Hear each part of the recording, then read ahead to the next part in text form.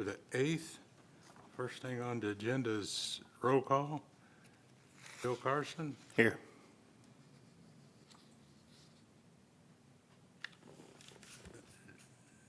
Joe Gruce, Here.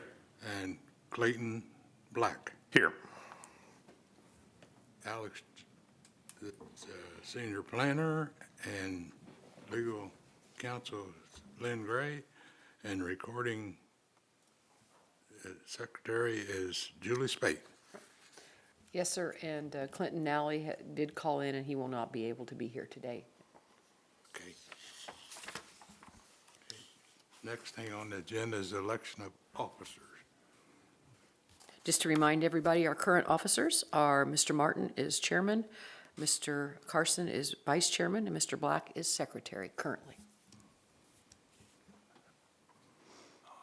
Open for any suggestions. If anybody would like to take this seat, speak up. Would you be willing to serve? Would you be willing to continue to serve, sir? Yes. Okay, then. Can I have a nomination? Can we do all three at once? You can make if you prefer to make a slate, and it flies with your fellow board members, I see no I'd reason like to not. nominate the following slate: for chairman, Mr. Jim Martin; for vice chairman, myself, Bill Carson; and for secretary, Clayton Black. Second. Okay. Nominations closed.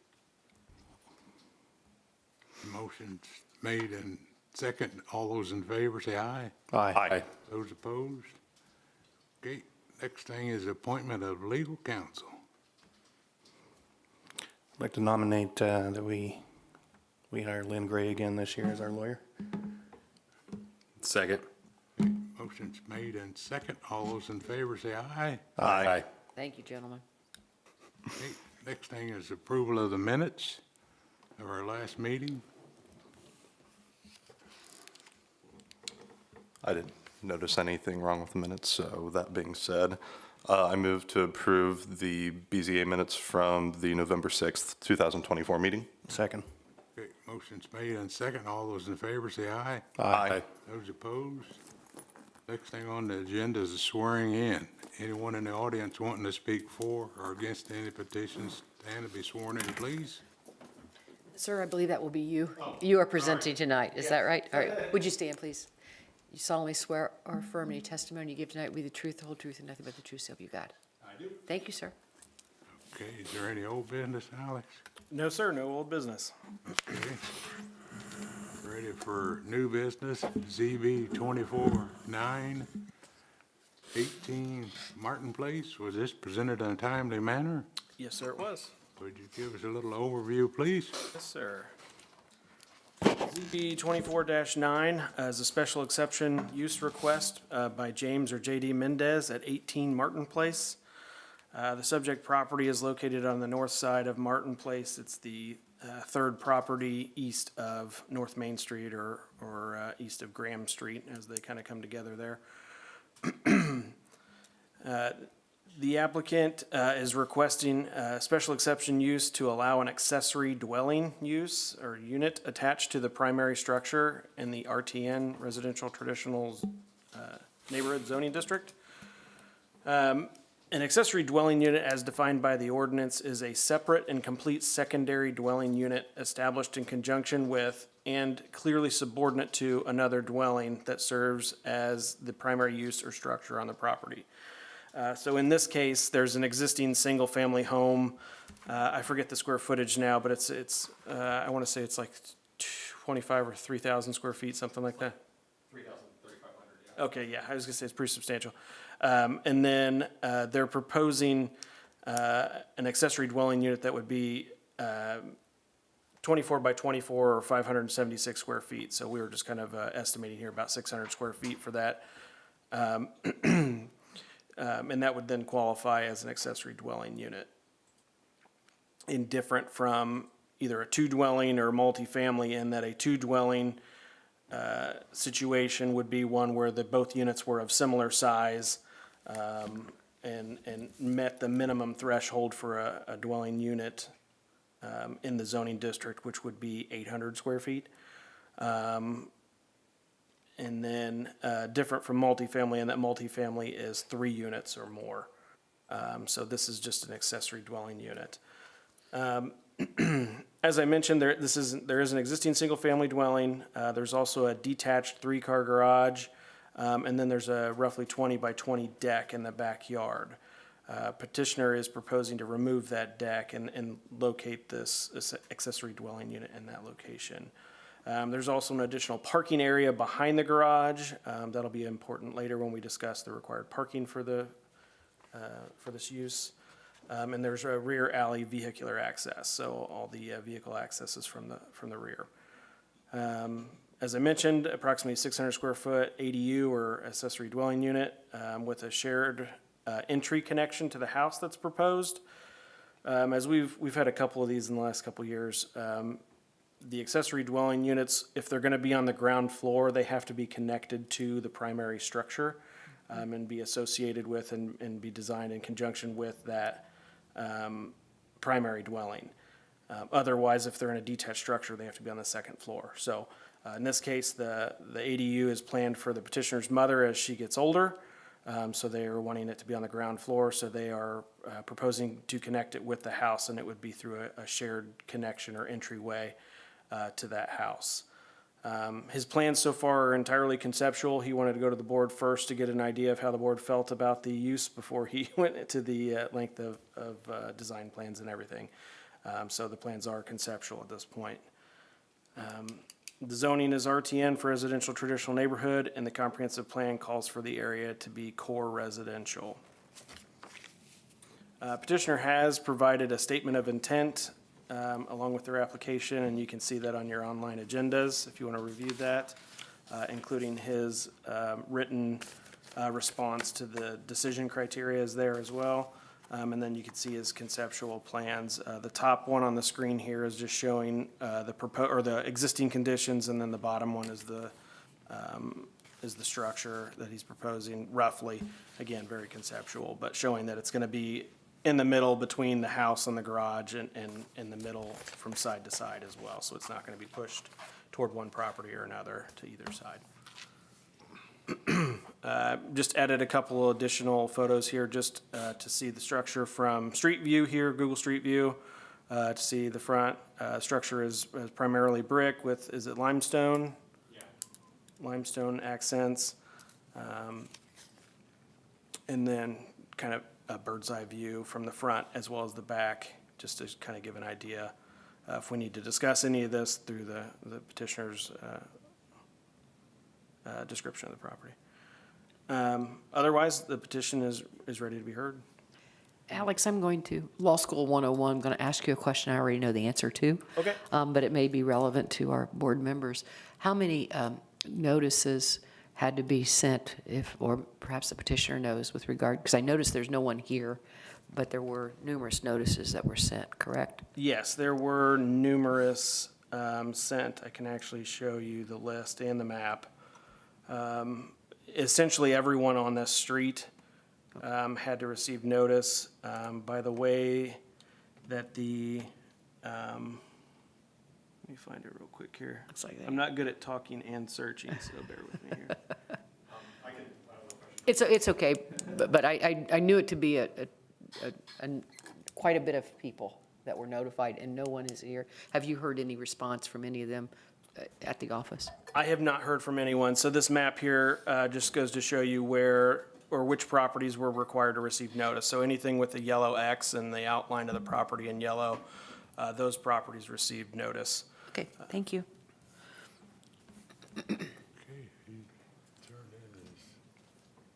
Sorry if I'm new to this. This is my first time in this building. So, yeah, I think Alex did an excellent job summarizing basically, but I'll go over it real quickly again. Basically, we're looking for a place for my mom as she gets older. Essentially, we're planning, actually trying to be proactive and plan for the future a little bit. Unfortunately, one problem with these old houses is that they're very chopped up. So while it has a big square footage, there's just no really appropriate place to add another bedroom or anything like that. Before going through this route, we actually did look into remodeling, and basically we had a couple contractors just say they wouldn't even touch it because of the unknowns of breaking open these old houses and things like that. Yeah, so our plan is to add this attached a structure to the back and basically make it a little like one room, almost like apartment type thing. We plan for her to spend most of the time in the house with us, but we wanted her to have her own space as well. So we'll be connected with that shared entryway there.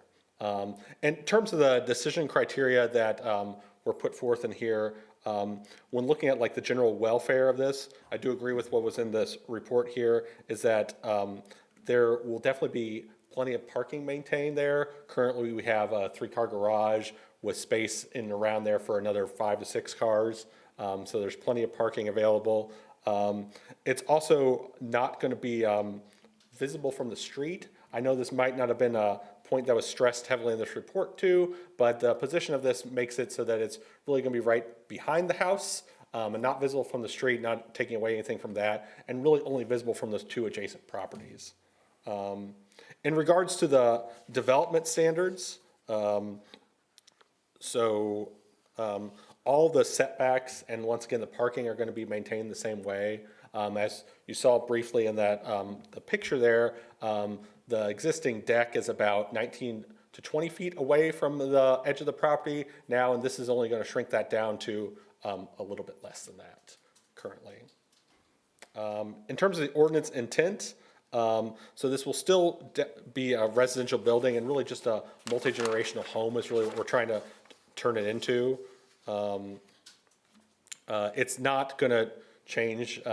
It's still going to be a single-family home even after this. We don't have any plans to change that. And that kind of leads into the comprehensive plan. This is still a single-family dwelling. There's no plan to turn this into an apartment or anything like that, and it really wouldn't be appropriate for that use anyway. Like I said, it's really just for an aging family member to move in there. And we do, the plans we have now are like Alex said, very conceptual, but we do plan to make this, at least blend in with the existing structure as much as possible, and kind of make it hopefully as seamless as we can, so. Well, sir, for your first time, that was pretty good. We get lawyers that don't do it that well. But would you Thank be you. so kind to state your name for the record, so our I recording guess I could have secretary? started with that, yes. Oh, you- Yes, so I'm James Mendez, yes, And you're the owner of the and I'm property? the owner of 18 Martin Place, yes. Thank you, thank you. I was just too excited. Okay, is there anyone in the audience wanting to speak for or against the petition?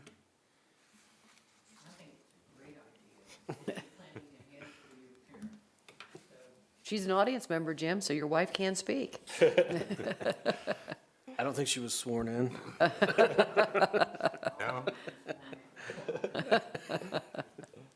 We'll let it pass this time. Okay. No other, we'll close it. Does the commission have any questions? I do have one question. It's my understanding that Martin Place is on the U.S., a lot of those properties are on the U.S. Register of Historic Places, Yeah. right? And I'm just ignorant of the fact, are there, and I'm sure Lynn or Alex can answer this question, I'm assuming, are there other approvals you have to have before any sort of alterations to the property? So it's weird from the standpoint that the individual houses are not on the registry, but the whole area is. Okay. So my understanding is any changes to it's weird because there's specific things listed as part of that area, including the houses and our fence out front. So my understanding is we're not allowed to change anything that you can see from the street. Okay, anything on the exterior you can see from the street or the fencing and things. And that's why I guess I was surprised here when we were planning this, we wanted it so it wasn't visible from the street, so we wouldn't have that exact issue there. Okay. To follow up on Mr. Black's comment, have you seen the staff recommendations, sir? Yes, yes, And are those acceptable to you? yes, definitely. Can I dive into number B here? Because Sure. for obvious reasons, it makes perfect sense that you don't spend the money unless you know it's a Yes. project going forward. But how will you be able to incorporate, generally, it's the same kinds of standards architecturally, so it looks as if it's all part of the same house. Sure. What are your intentions there, So sir? our plan is to, so the house is completely brick with just that little bit of limestone accents and the windows.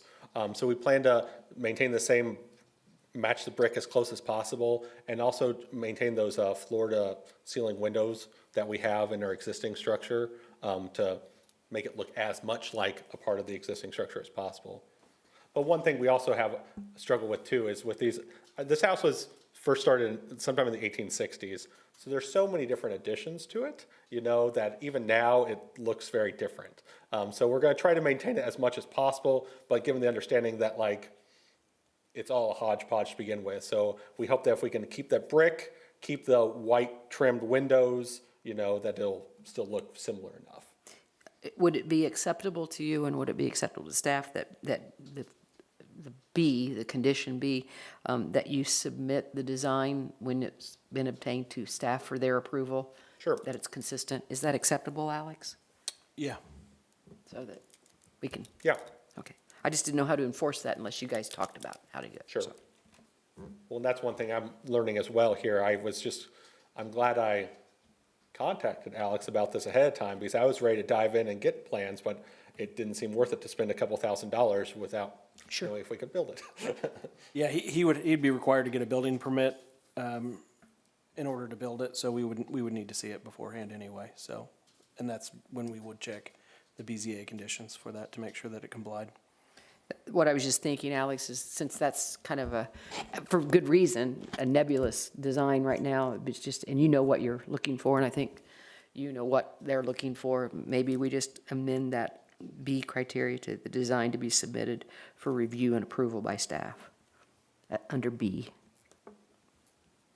And remove the other language? No, leave it all in there, just Okay. add that sentence. Okay, Yeah, I mean, to give you the discretion to look and make sure that it's incorporated as I think I you gotcha. contemplate, yeah. Is there any other questions? I do, Alex, I noticed that on the printout, there's section, or point D and E on the staff report. I just want to make sure that was consistent as well. Okay, yeah. yeah. And then, I mean, in the staff report, it says 4 off-street paved parking spaces, and the petitioner did say he had 3, so he would have to add another No, actually petitioner has a 3-car garage. 3-car garage. So the garage, you can see there's a double door on, right here, and there's an additional door here. But then from this fence line on this side to this fence line over here is actually paved parking area. So there's actually, there's room for an additional spot. And it doesn't show there too, but that's a gate as well to a driveway that will be maintained for this, which will be used as the parking for this Yeah, structure as okay. well. So, yeah, so parking, as far as staff is concerned, is already provided on site. Fantastic. I just wanted to get that Sure. clarity. Okay, any other questions? I asked for staff recommendation. Yes, sir. So staff is recommending approval, as outlined in the staff report, with conditions A through E, with an amendment on B. We'll get to that. So condition A, that special exception approval is for a single accessory dwelling unit with 1 bedroom and 1 full bathroom to be designed and constructed as part of the primary structure. B, that all sides of the exterior facade of the accessory dwelling unit addition shall incorporate some design element or elements of the existing primary structure. For example, roof pitch or overhang materials, masonry or stone, window design, facade colors, et cetera, in order to protect the historically significant character of the Martin Place neighborhood. And then, what I was added your? one sentence, the design to be submitted for review and approval by staff. Yes. And then C, the accessory dwelling unit living area square footage shall be limited to 600 square feet plus or minus 10%.